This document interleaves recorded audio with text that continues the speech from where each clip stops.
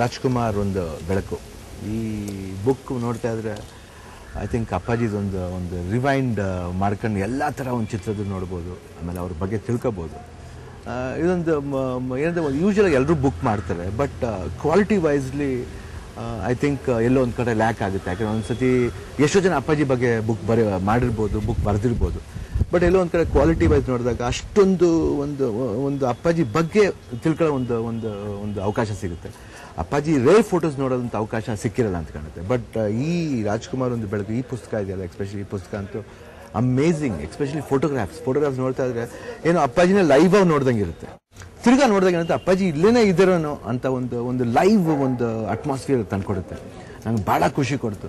ಆಮೇಲೆ ಈ ರೀತಿ ಒಂದು ಪುಸ್ತಕ ತೆಗೆದ್ರಲ್ಲಿ almost everybody can have this in your houses, and not only for older generation, even ನಾವು ಯಂಗರ್ ಜನರೇಷನ್ಗೂ ಅಪ್ಪಾಜಿ ಬಗ್ಗೆ ತಿಳ್ಕೊಳ್ಳೋ ಒಂದು ಅವಕಾಶನೂ ಸಿಗುತ್ತೆ. So 100% this book is very lovely and worth buying. Rajkumar ಒಂದು ಬೆಳಕು ಅಂದರೆ ಅವರಿದ ಒಂದು ಸಿಂಪ್ಲಿಸಿಟಿ ಇತ್ತಲ್ಲ, ಒಂದು ಸೌಹಾರ್ದ ವ್ಯಕ್ತಿ. ಆಮೇಲೆ ಅವರಲ್ಲಿ ಒಂದು ಅಂದರೆ ಹೊರಗಡೆ ಯೂಶುವಲ್ ರಾಜ್ಕುಮಾರ್ ಅಂದರೆ ಒಬ್ಬ ಸಿನಿಮಾ ನಟರು ಅಂದರೆ ಏನೇನೋ ಕಲ್ಪನೆಗಳಿರುತ್ತೆ, ಬಟ್ ಅದೆಲ್ಲ ಅಲ್ಲ. ಒಬ್ಬ ವ್ಯಕ್ತಿ, ಒಂದು ದೇವ್ರ ರೂಪ ಪಡ್ಕೊಂಬಂದಿರೋಂಥ ವ್ಯಕ್ತಿ ಎಷ್ಟೇ ಎತ್ತರಕ್ಕೆ ಬೆಳೆದ್ರು ಚಿಕ್ಕ ಮಗುವಾಗೇ ಇದ್ಕೊಂಡು ಹೋಗ್ಬಿಟ್ರಂತೆ. ಅಂದರೆ ಒಟ್ಟಾರೆ ಈ ಪುಸ್ತಕದ ಸಾರಾಂಶ ನನಗೆ ಅರ್ಥ ಆಗಿದ್ದು, ಇದನ್ನ ಪ್ರವೀಣ್ ನಾಯಕ್ ಅವರು ಈ ಬುಕ್ ಜೊತೆ ಸುಮಾರು ವರ್ಷಗಳನ್ನ ಕಳೆದಿದ್ದಾರೆ. ನಮ್ಮ ತಂದೆ ಹೋದ ನಂತರ ಸುಮಾರು ವರ್ಷಗಳು ಇದಕ್ಕೆ ಕಳೆದು ಅವರು ಹೇಳಿದಂಥ ವಿಷಯಗಳನ್ನೆಲ್ಲ ಜ್ಞಾಪಿಸ್ಕೊಂಡು ಅವರು ಶೇಖರಣೆ ಮಾಡಿರೋಂಥ ಫೋಟೋಸ್ಗಳು ಪುಸ್ತಕನ ಒಂದು ಒಳ್ಳೆ ರೀತಿಯಲ್ಲಿ ತಂದಿದ್ದಾರೆ. ಅಂದರೆ ಸುಮ್ಮನೆ ಆರ್ಡಿನರಿ ಪುಸ್ತಕ ಅಲ್ಲ ಅದು. ನಾನು ಈ ಪುಸ್ತಕ ನೋಡ್ತಿದ್ದಂಗೆ ಗೊತ್ತಾಗುತ್ತೆ. ನಾನು ನೋಡಿದ ಮಟ್ಟಿಗೆ Amitabh Bachchan coffee table book ನೋಡಿದ್ದೆ. ಆ ಲೆವೆಲಿಗೆ ಒಂದು ಇಂಟರ್ನ್ಯಾಷನಲ್ ಸ್ಟ್ಯಾಂಡರ್ಡ್ಗೆ ಇರುವಂಥ ಒಂದು ಪುಸ್ತಕನ ತಂದು ಫೋಟೋಸ್ ಎಲ್ಲ ವರ್ಕ್ ಮಾಡಿ ಓದಕ್ಕೆ ಬರದೇ ಇರೋನು ಕೂಡ ಪುಸ್ತಕ ತೆಗೆದ್ರೆ ಆ ಫೋಟೋಸ್ ನೋಡ್ಕೊಂಡೇ ಕಾಲ ಕಳೆದು ಬಿಡ್ಬೋದು. ಆ ಥರ ಒಂದು ಮನಸ್ಸಿಗೆ ಹತ್ತಿರವಾಗಿರೋಂಥ ಫೋಟೋಸ್, ಅಂದರೆ ಯಾವುದೋ ಸಿನಿಮಾ ಫೋಟೋಗಳಲ್ಲದೆ ಒಂದು ಪರ್ಸ್ನಲ್ ಫೋಟೋಸ್ ಎಲ್ಲ ಇರ್ತಾರೆ, ಅದನ್ನು ಕಲೆಕ್ಟ್ ಮಾಡಿ ಅದನ್ನ ಒಂದು ಪುಸ್ತಕ ರೂಪದಲ್ಲಿ ತುಂಬ ಚೆನ್ನಾಗಿ ಅದನ್ನು ಮೂಡಿ ಬಂದಿದ್ದಾರೆ. ಓದ್ತಾ ಓದ್ತಾ ಒಬ್ಬ ಮನುಷ್ಯ ಬೆಳೀತಾ ಎಷ್ಟು ಸಿಂಪಲ್ ಆಗಿರ್ತಾರೆ. ಆ ಮಗುತನ ಬಿಡದೆ ಅವರಲ್ಲಿ ಆಸೆಗಳಿರ್ತಾರೆ, ಊಟದಾಗಲಿ, ತಿಂಡಿ ಮೇಲಾಗಲಿ, ಆಮೇಲೆ ಯಾವುದೇ ಒಂದು ವಿಷಯದ ಮೇಲಾಗಲಿ ಅವರು ಪ್ರಾಣ ಇಟ್ಟು ಮಾತಾಡ್ತಾರೆ. ಈಗ ಉದಾಹರಣೆಗೆ ನಮ್ಮ ತಂದೆಯವ್ರಿಗೆ ಈ ಊಟದ ವಿಷಯ ಅಂದರೆ ಪ್ರಾಣ. ಅಂದರೆ ಆ ಊಟಕ್ಕೆ ಎಷ್ಟೊಂದು, ಯಾಕಂದರೆ ಅವ್ರು ಹೇಳ್ತಾರೆ, ಎಲ್ಲರೂ ಹೇಳ್ತಾರೆ ಸಿನಿಮಾಗೆ ನೀವು ಅಣ್ಣವ್ರು ನೀವು ಏನಿಗೆ ಬಂದು ಅಂತ ಕೇಳಿದಾಗ ನಮ್ಮ ತಂದೆಯವ್ರು ಹೇಳ್ತಾರೆ, ನಾನೇನೋ ಹೆಸರು ಮಾಡೋಕ್ಕೋ ದೊಡ್ಡ ವ್ಯಕ್ತಿ ಆಗೋಕ್ಕೋ ಒಳ್ಳೊಳ್ಳೆ ಸಿನಿಮಾ ಮಾಡೋಕ್ಕೆ ಬರಲಿ ಅವರೇ, ನಾನು ಹೊಟ್ಟೆ ಪಾಡೋಗೋಸ್ಕರ ಬಂದೆ. ನಾನೊಂದು ಸೂರು ಮಾಡ್ಕೋಬೇಕಾಗಿತ್ತು, 3 ಹೊತ್ತು ಊಟ ಬೇಕಾಗಿತ್ತು, ನಾನು ಇರೋವರೆಗೂ ಯಾರನ್ನೂ ಬೇಡಬಾರ್ದು, ನನ್ನ ಕಾಲಲ್ಲಿ ನಿಂತ್ಕೊಂಡು ತಿನ್ನಬೇಕಾಗಿತ್ತು.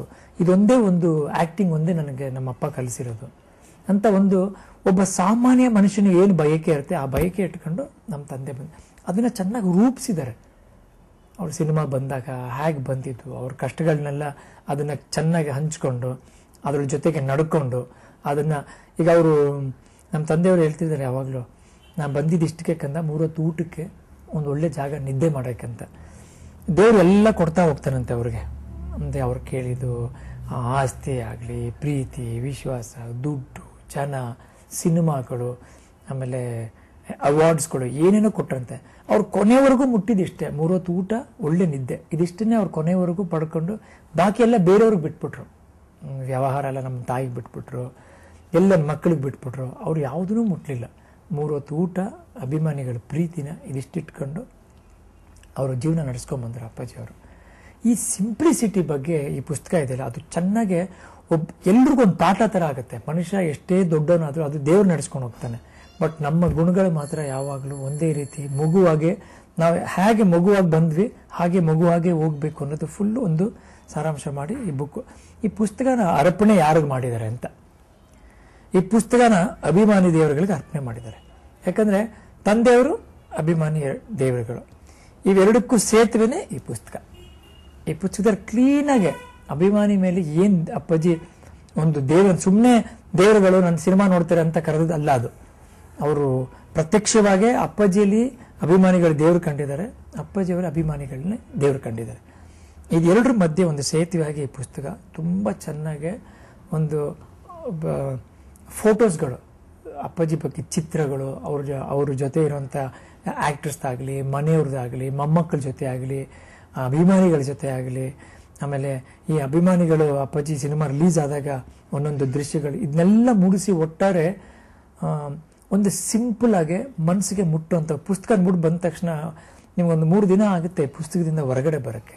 ಅಷ್ಟು ಚೆನ್ನಾಗಿ ಪುಸ್ತಕದಲ್ಲಿ ಮೂಡಿಸಿ ನಾನು ಹೇಳಬೇಕು ಅಂದರೆ ನಾನು ಇಷ್ಟು ಪುಸ್ತಕದಲ್ಲಿ ನನಗೆ ತುಂಬ ಮನಸ್ಸಿಗೆ ಹತ್ತಿರವಾಗಿರುವಂಥ ಈ ಪುಸ್ತಕ ರಾಜ್ಕುಮಾರ್ ಒಂದು ಬೆಳಕು ಅಂತ ನನಗಂತೂ ತುಂಬ ತೃಪ್ತಿ ಆಯ್ತು ಇದು.